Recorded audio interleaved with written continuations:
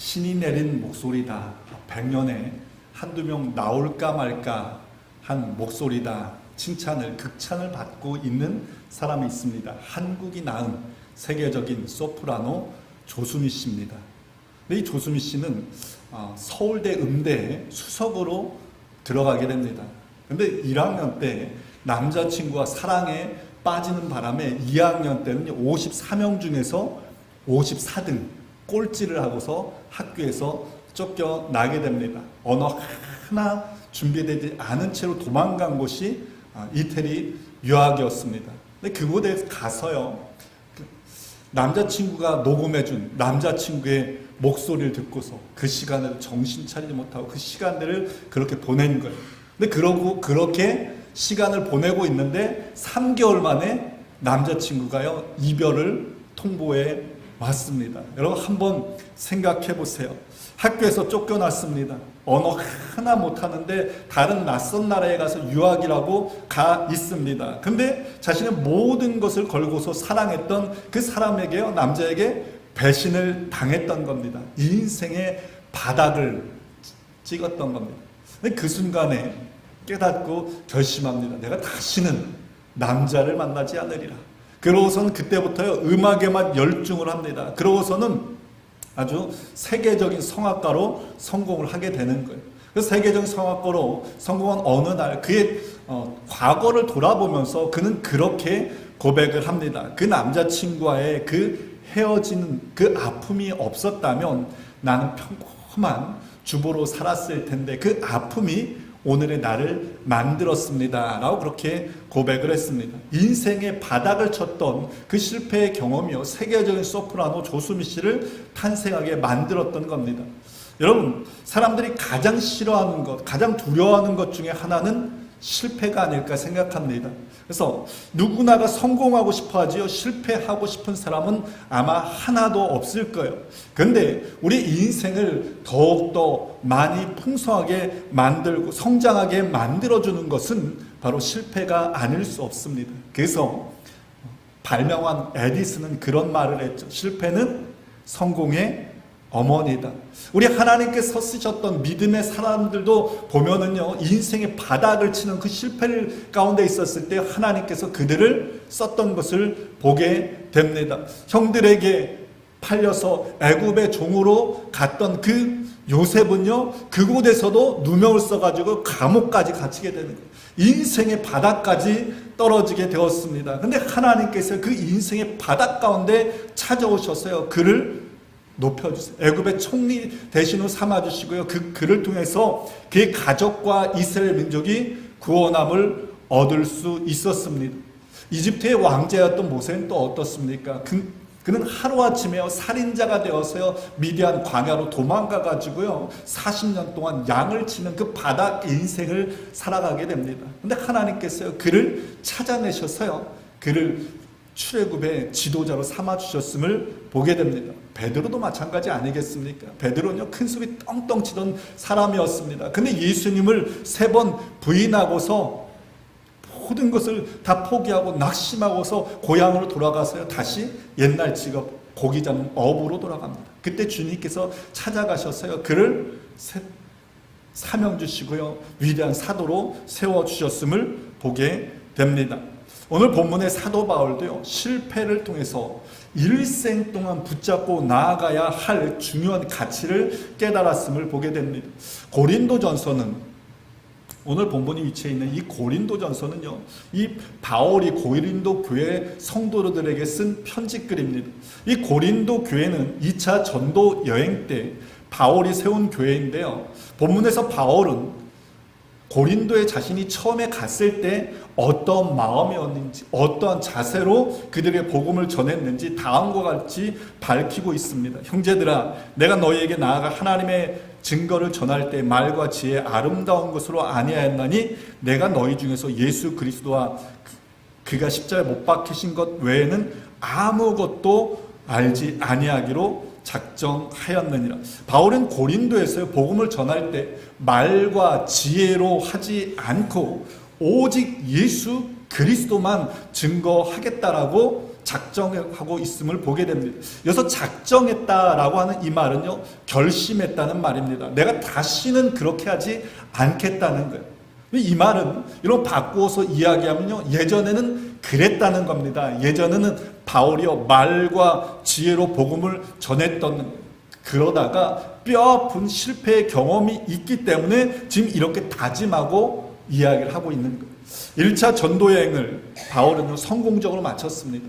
근데 그 후에 바울이 2차 전도여행을 시작하면서 1차 때 다녔던 교회들을 다니면서 그 교회를 세워나갑니다. 굳건히 세워나가기 위해서 아시아로 향합니다. 근데 성령님께서 계속적으로 막으셨어요.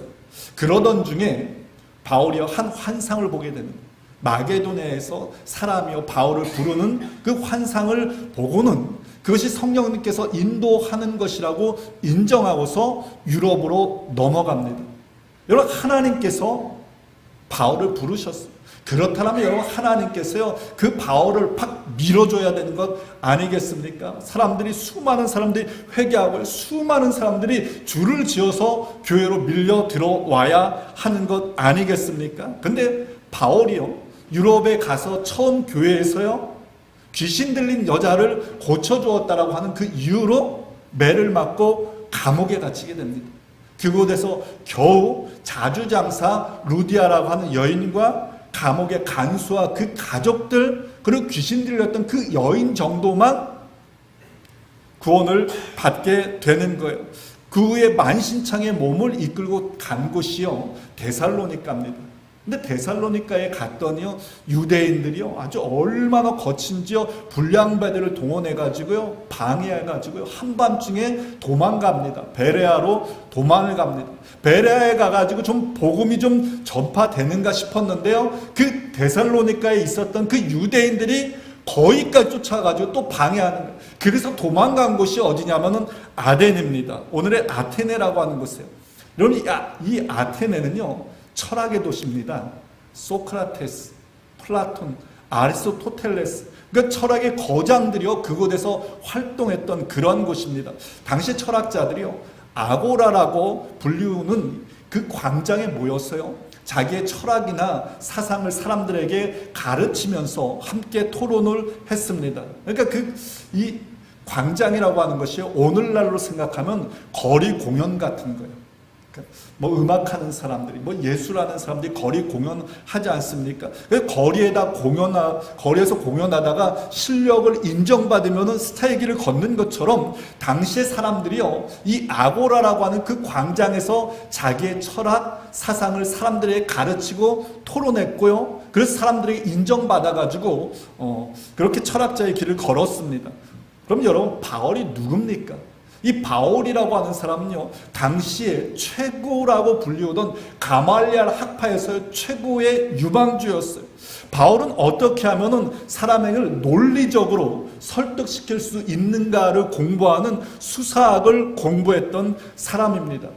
그래서 바울이요 1차 전도 여행 때 루스드라라고 하는 곳에 가서 복음을 전하는데요 사람들이 그 바울을 가리켜서 뭐라고 부르는지 아세요?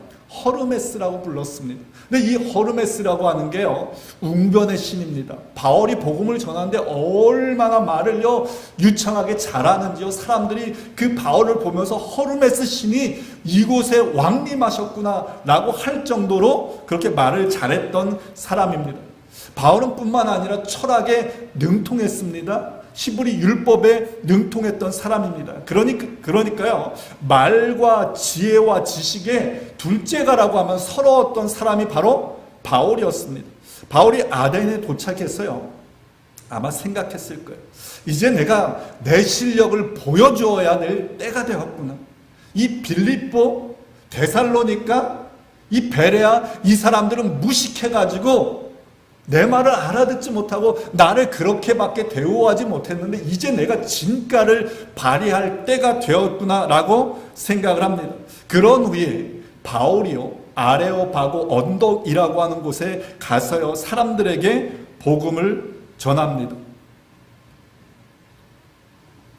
바울이 아레오바고 가운데 서서 말하되 아덴 사람들아 너희를 보니 범사에 종교심이 많도다. 내가 두루다니며 너희가 위하는 것들을 보다가 알지 못한 신에게라고 새긴 단도 보았으니 그런즉 너희가 알지 못하고 위하는 것을 내가 너희에게 알게 하리라 하면서요 설교를 쫙 하는데, 이 설교학자들은요 이 바울의 아레오바고 언덕에서 설교를 100점짜리 설교라고 이야기를 합니다. 그 내용이 얼마나 좋은지, 그 구성이 얼마나 좋은지요 아주 그냥 100점짜리 설교라고 이야기를 합니다. 이곳이 바로 그곳입니다. 아레오바고 언덕이에요. 바로 그 위에 지금 사모님들 그 뒤쪽에 이렇게 이제 언덕에 있는데, 거기가 그 아테네에서 가장 높은 곳에 있는 그 파르테논 신전이라고 하는 곳입니다. 오늘날 세계 문화 세계 유형문화재 1호로 지정된 곳인데요. 성지순례 때 이번에 가보았더니 수많은 관광객들이 줄을 서서 그곳으로 올라가고 있었습니다. 바울은 그 우상 신전을 향해서 올라가고 있는 수많은 사람들과 자신의 사상과 철학을 말하고 있는 그 사람들 사이에서요 담대하게 복음을 전파했던 겁니다. 이게 바로 아레오바고 언덕입니다. 복음을 전하면서 바울이 아마도 그렇게 생각했을 것 같습니다. 이제는 수많은 사람들이 감탄하겠구나. 수많은 사람들이 이 설교를 듣고 예수님에게 돌아오겠구나. 근데 바울은 그곳에요 박살이 납니다. 믿는 사람들이 몇 명 있기는 있었지만서도요 사람들마다 바울을 조롱합니다. 아니 다른 곳에서만큼은 몰라도 이 철학의 도시 아덴에서만큼은 내 진가를 보여줄 수 있을 것이라 생각했는데 바로 그곳에서요 완전히 박살이 나버린 겁니다. 완전한 실패를 한 거예요. 야구로 이야기를 하면요 4연타석 3진 아웃을 당했던 겁니다. 빌립보, 데살로니가, 베레아, 아단에서요 완전히 죽을 써버렸습니다. 그런 후에 바울이 간 곳이 고린도였어요. 어떤 마음을 갖겠습니까? 바울이 어떤 마음을 갖겠어요? 바울은 그때 갈 때 그 심정을 이렇게 이야기를 하고 있습니다. 내가 너희 가운데 거할 때 약하고 두려워하고 심히 떨었노라. 여기서 너희 가운데 거할 때라고 하는 이 말을 원어로 보면은 프로스라고 하는 단어가 사용되었는데 그 의미는 어느 곳으로 향하다라고 하는 의미입니다. 그러니까 바울이요 두려워 떨었는데 고린도에 있었을 때 거하면서 두려워 떨었던 것이 아니라요 고린도로 향해서 가면서 계속적으로 두려워 떨었던 겁니다. 아덴에서 고린도까지요 거리가요 80km예요. 약 50마일입니다. 걸어서는 20시간 정도 걸리는 거리입니다. 그러니까 그 먼 거리를요 바울은 걸어가면서요 두려워 떨었던 거예요. 앞으로 어떻게 복음을 내가 과연 전할 수 있을까? 내가 과연 할 수 있을까? 그런 다음에 다짐했던 것이 내가 다시는 사람의 말과 지혜로 의지하지 않으리라라고 다짐을 했던 겁니다. 여기서 바울이 말했던 말과 지혜 이것은요 바울이 자랑했던 것들을 의미하고 있습니다. 하나님은 바울이 의지하던 그 모든 것들을요 실패를 통해서요 완전히 박살내 버리셨던 겁니다. 여러분 하나님께서요 가장 싫어하는 것이 있습니다. 그게 뭐예요? 내가입니다. 내가 좀 한번 해보겠다. 하나님이 가장 싫어하는 겁니다. 하나님은 그것이 온전히 벗겨질 때까지요 그 사람을 낮추십니다. 왜요? 내 것이 남아있을 때요 하나님께서 역사할 수 없기 때문입니다. 얼마 전에 아내가 미용실에 갔습니다. 원장님이 한 60이 조금 넘어 보이셨어요. 60이 좀 넘으셨으니까 그 미용에 대해서는 아주 굉장히 이 풍부한 경력을 갖고 계신 분이시죠. 아내가 그 전에 깎았던 그 머리 스타일이 너무 마음에 들어서 사진을 찍어 넣었다가 그것을 보여주면서 원장님에게 이렇게 깎아주세요. 원장님, 네, 알겠습니다. 그럼 머리를 앉아서 깎는데 머리를 좀 짧게 깎는 것 같더라는 거예요. 그래서 깜짝 놀래가지고 이렇게 눈이 동그래지니까 원장님이 왜 그렇게 놀라세요? 그래서 너무 짧게 깎는 것 같아서 제가 손님이 부탁한 게 있는데 제가 그렇게는 안 하죠 라고 하면서 머리를 깎더라는 겁니다. 근데 다 깎고 보니까 굉장히 짧게 깎아 버렸던 거예요. 그 놀라니까 원장님이 그렇게 이야기를 하더라는 거예요. 손님이 처음에 들어오는데 딱 보니까 내 경험상 이 스타일이 가장 손님한테 잘 어울릴 것 같아서 이렇게 깎았습니다 라고 그렇게 이야기를 하더라는 겁니다. 저 같았으면 뭐라고 한마디라도 했을 텐데 그냥 아무 말도 안 하고 네 감사합니다 라고 그렇게 팁도 많이 주고 나왔다라는 거예요. 그러니까 그 원장님이 아니 저희 집사람이 만족해하는 것으로 생각하고서는 전에 다니던 그 미용실은 손님 하나 빼앗겨서 안 됐네요 그렇게 이야기를 하더라는 겁니다. 분명히 그 사람은, 그 원장님은 자기 실력을 그렇게 믿었던 거예요. 그래서 아내가 다시 올 거라고 확신을 했던 겁니다. 그럼 여러분, 아내가 또다시 그곳으로 갈까요? 아니요, 절대로 그것으로 가지 않는다라고 그렇게 이야기를 하더라고요. 여러분, 하나님도 마찬가지 아니겠습니까? 우리가 내 경험, 내 지식, 내 것 자랑하면 하나님 우리를 절대 사용할 수 없습니다. 왜냐하면 그 미용실 주인처럼요, 하나님이 원하시는 것이 아니라 자기가 원하는 것을 가지고 하나님의 일을 하려 하기 때문입니다. 그러면 여러분, 하나님의 영광이 절대로 우리를 통해서 나타날 수 없습니다. 바울은 실패를 통해서 배웠던 거예요. 내 말과 내 지혜로 하지 아니하리라. 내 것 자랑하지 아니하리라. 여러분, 바울이 말과 지혜를 자랑했던 것처럼 사람들마다 나만의 자랑이 있을 수 있습니다.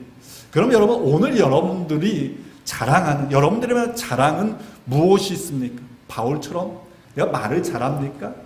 지혜와 지식이 다른 사람들보다 더 많고 내가 똑똑하다라고 여러분 생각되어집니까? 많은 성령의 은사를 선물로 받았습니까? 사람들이 성공했다라고 이야기를 합니까? 주변의 사람들이 자녀들 잘 키웠다라고, 잘 자랐다고, 그래서 자녀가 여러분들 자랑입니까? 여러분 기억하시기 바랍니다.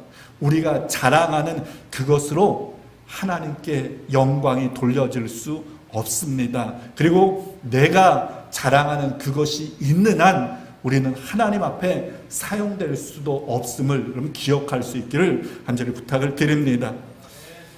바울은 자신이 자랑하던 말과 지혜 때문에요, 아덴에서 큰 실패를 경험했습니다. 그리고 아덴을 떠나서 고린도로 갈 때 두려움에 떨었어요. 마음이 한없이 약해졌습니다. 더더구나 바울은 그 고린도로 갈 때 함께 있었던 동역자도 없이 혼자 그곳으로 들어갔습니다. 그랬더니요, 그러니까 얼마나 그 마음속에 그 영적인 침체가 심각했겠습니까? 더더구나 그 고린도라고 하는 도시는요, 우상의 도시고 성적으로 타락했던 도시였기 때문에, 그래서 바울은 아무것도 하지 못하고 침묵하고 있었어요. 근데 그때 주님께서 나타나셔서요, 바울에게 그렇게 말씀을 합니다. 두려워하지 말며 침묵하지 말라. 말하라. 내가 너와 함께 있음에 어떤 사람도 너를 대적하여 해롭게 할 자가 없을 것이니 이는 이 성 중에 내 백성이 많음이라 하시더라. 주님께서 두려워하지 말라라고 말씀하셨습니다. 그럴 정도로 바울이요, 두려움에 떨었다는 겁니다. 제가 오늘 두 번째로 여러분들과 함께 살펴보고 싶은 것이 바울의 이 두려움에 대해서 한번 생각해 보고 싶습니다. 여러분, 바울이 떨었습니다. 그럼 고린도에서 떨었는데 바울이 왜 떨었을까요? 실패에 대한 두려움? 맞습니다. 그에게는 이전의 사역에서 실패로 인한 두려움이 분명히 있었고 그것으로 인해서 두려워 떨었습니다. 대적자들에 대한 두려움, 자기를 해롭게 하는 사람들에 대한 두려움, 분명히 그것이 있었습니다. 그래서 주님도 그것을 아셔서요, 이 성에서는 내가 너와 함께하리라. 이 성에 있는 어떤 사람도 너를 해하지 못할 것이라고 그렇게 주님께서 말씀하셨습니다. 고린도 도시에 그 타락과 우상이 가득해 있는 것을 보고 바울은 또한 두려워 떨었습니다. 근데 여러분, 우리는 바울의 두려움을요, 단순히 그 정도로만 이해하면 안 됩니다. 바울의 근본적인 두려움은요, 사명감으로 인한 두려움이었어요. 하나님 앞에 서 있는 자로서의 두려움이었습니다. 바울은 예수를 박해하던 죄인 중에 죄인이었습니다. 그런 자신을 구원해 주신 그 예수 그리스도의 그 은혜에요, 감격합니다. 왜 나를 구원하셨을까? 아마 생각해 보았을 거예요. 그러면서 이방인을 구원해야 될 사명을 나에게 주셨기 때문에 나를 구했구나라고 하는 것을 깨닫게 됩니다. 그래서 바울은요, 다음과 같이 고백했던 겁니다. 헬라인이나 야만인이나 지혜 있는 자나 어리석은 자에게 다 내가 빚진 자로, 빚진 자의 심정이 있었던 거예요. 그래서 빚진 자의 심정을 가지고요, 바울은 쉬지 않고 전도 여행을 다니면서 복음을 전했던 겁니다. 근데 말과 지혜를 의지한 자신의 그 어리석음으로 인해서 구원함을 받아야 할 자들이요, 구원함을 받지 못했습니다. 그 사실에 바울은 두려워 떨었던 겁니다. 빚진 자의 사명을 감당해야 되는데 감당하지 못했기에 두려워 떨었던 겁니다. 어떻게 하면 나의 사명을 온전히 감당할 수 있을까? 어떻게 하면 사람들을 실족하지 않고 하나님께 영광이 될 수 있을까? 두려워 떨었던 겁니다. 바울의 이 두려움은요, 경외감입니다. 사명 맡은 자로서의 경외감, 하나님에 대한 경외감. 오늘 여러분, 바울의 이 두려움이야말로 오늘 우리 크리스찬들이 회복해야 될 숙제가 아닐 수 없습니다. 오늘날 교회 안에서요, 하나님의 사랑이 너무 강조되어서 하나님에 대한 두려움이 사라졌습니다. 하나님의 임재 앞에 우리가 선다라고 말들은 하는데, 임재 앞에 서는 자가 가져야 할 두려움과 경건이 사라져버렸습니다. 세상의 빛이라고 말들은 하는데, 빛의 자녀처럼 빛의 자녀로서 사명감을 잃은 채 살아갈 때가 여러분 얼마나 많은지 모르겠습니다. 구약의 대제사장들은요, 민족의 죄를 짊어지고요, 1년에 한 번 대속죄일에 지성소로 들어갑니다.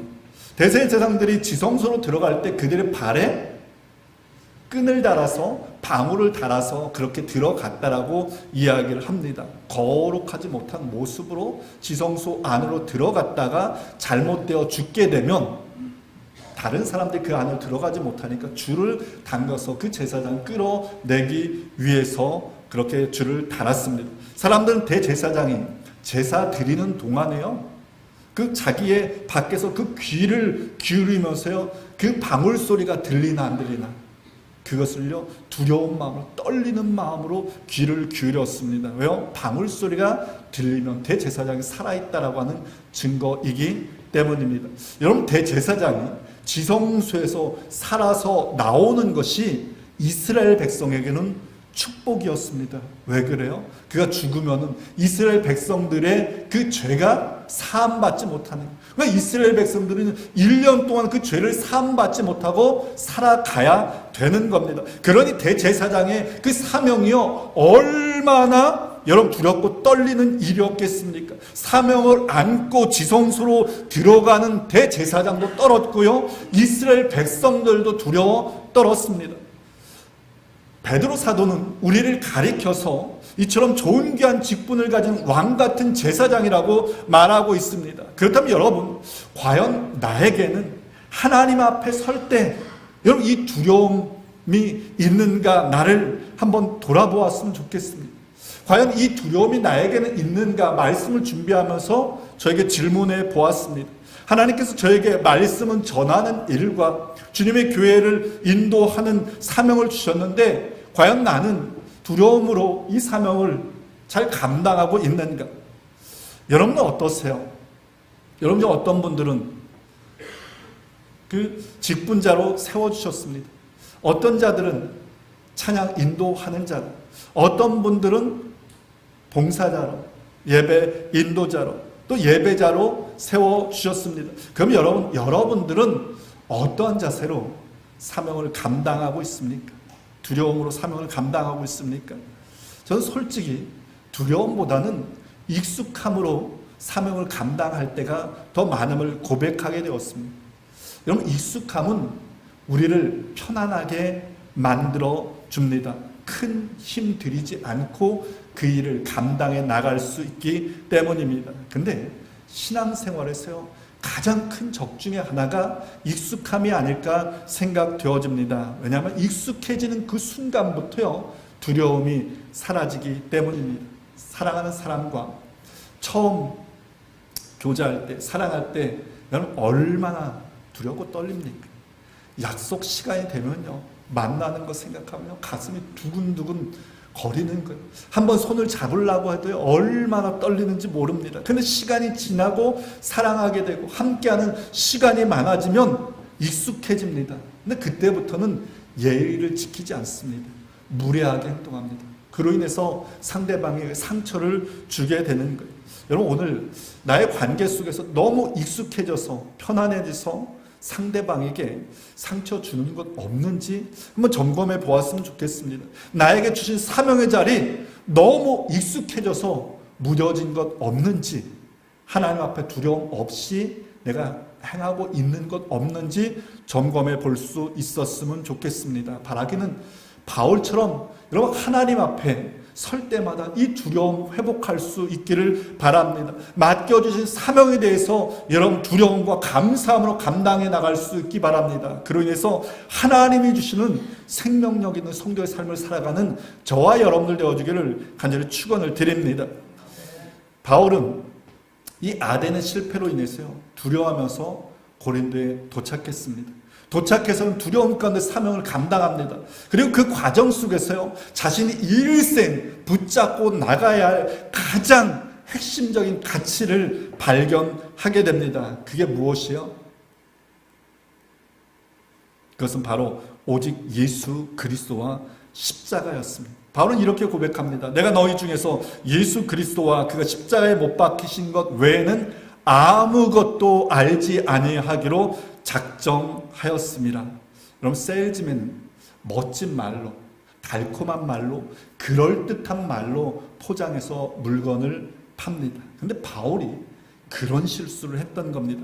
아름다운 말로, 고급스러운 단어로, 화려한 철학으로 사람들을 설득해서 복음을 전하려 했던 겁니다. 복음 자체에 능력이 있는데 말입니다. 바울의 그러한 노력이 실패로 돌아갑니다. 실패했을 때 바울은요 자기가 가지고 있었던 것, 자기가 자랑하던 것들을 하나하나씩 제거해 보았습니다. 그는 바리새인이었어요. 율법에 정통했습니다. 풍부한 지식도 있었습니다. 로마 시민권자였습니다. 바울은 그 모든 것들을 하나하나 배설물과 같이 제거해 버렸습니다. 모든 것들을 제거해 버렸을 때, 모든 것들을 떨쳐 버렸을 때 마지막에 남는 것이 하나 있었다는 거예요. 그래서 분명하게 볼 수 있었던 것이 있었다는 겁니다. 그게 무엇이라는 겁니까? 그게 바로 예수 그리스도와 십자가라는 겁니다. 그래서 그는 다짐했던 겁니다. 예수 그리스도와 십자가 외에는 아무것도 알지 아니하기로 작정하였노라. 이것을 거꾸로 말하면 예수 그리스도와 십자가 위에는 다 다른 것들은요 다 세컨더리라는 겁니다. 다 부수적인 것이라는 거예요. 여러분, 부수적인 것들은요 있으면 좋지만서도요 없어도 그리 큰 문제가 되지 않습니다. 그러나 본질은 다릅니다. 반드시 있어야 되는 거예요. 그것이 없이 다른 것이 아무리 많이 있는다 하더라도 그 본질이 없어지면요 그것은 nothing이라는 겁니다. 보니까 집집마다요 물건을 아주 잘 버리는 분이 한 분 계시고 버리지 못하고 꼭꼭 이렇게 킵하는 분이 계시더라고요. 저희 집에서는 제가 잘 버립니다. 그리고 나머지 셋은요 아주 그냥 제가 버린 거 주워가지고 다시 와가지고 막 그렇게 하고, 우리 김종덕 장로님의 가정에서는 우리 장로님이 잘 버리시고 이혁봉 권사님은 버리지 못합니다. 참 그런데 그것도 조화로운 것 같습니다. 한번 생각해 보세요. 다 버리는 사람만 있으면 집에 남아 있는 게 하나도 없을 것 같습니다. 근데 다 킵하는 사람만 있으면요 집에 그냥 뭐 물건이 산더미처럼 쌓여 있어가지고 무엇이 있는지 그 제대로 사용도 못할 것 같습니다. 근데 여러분, 버릴 때 그냥 아무거나 막 버리나요? 그렇지는 않습니다. 버리기 전에 어떤 게 더 좋을까? 이건 내가 꼭 킵해야 되는 걸까? 이게 좋을까? 저게 좋을까? 고민하면서 버리는 거예요. 고민한 다음에 내가 정말로 소중하다라고 하는 것은요 킵하고요, 그렇지 않다라고 하는 것은 버리게 됩니다. 우리는 버릴 때 비로소 무엇이 정말 소중한지 그때 그것을 알 수 있는 겁니다. 후배 선교사가 저에게 나누었던 일입니다. 선교사로 파송되기 직전에 마지막 훈련 때 그 인도하시는 분이요 마지막 훈련 때 종이랑 연필을 나눠주더라는 거예요. 그러더니 당신이 가장 소중하게 생각하는 10가지를 여기에 적으십시오. 그래서 뭐 가족, 형제, 부모, 친구 뭐 해가지고 10가지 쭉 이렇게 적었답니다. 또 그분이 그 중에서 5개를 지우십시오 이렇게 이야기를 하더라는 거예요. 5개를 지우는데 좀 무엇인가 좀 잘려나가는 느낌이 들었답니다. 그러나 그럼에도 불구하고 뭐 아직까지 5개 아주 내가 가장 소중하게 여기는 5개가 남아 있으니까 그 마음이 그리 헝하지는 않았다는 거예요. 근데 그분이 계속 하나씩 하나씩 지우라고 하더니 마지막에 1개만 남았습니다. 대부분의 사람들의 그 리스트에는 가족, 부모, 자녀 이런 것들이 쓰여져 있었다라고 합니다. 근데 인도자가요 마지막으로 그렇게 이야기를 하더라고요. 그 하나를 하나님 앞에 드릴 수 있는 사람은 그 리스트에서 하나를 지우고 앞으로 나오십시오. 10분이 지나고 20분이 지났는데도 한 사람도 나오지 못했다라고 이야기합니다. 여기저기에서 흐느끼는 울음소리가 흘러나오기 시작했답니다. 그 후배 선교사들 그 하나를 지우지 못해가지고 그 하나 적혀진 그 종이를 붙잡고 흐느끼면서 막 씨름을 했다랍니다.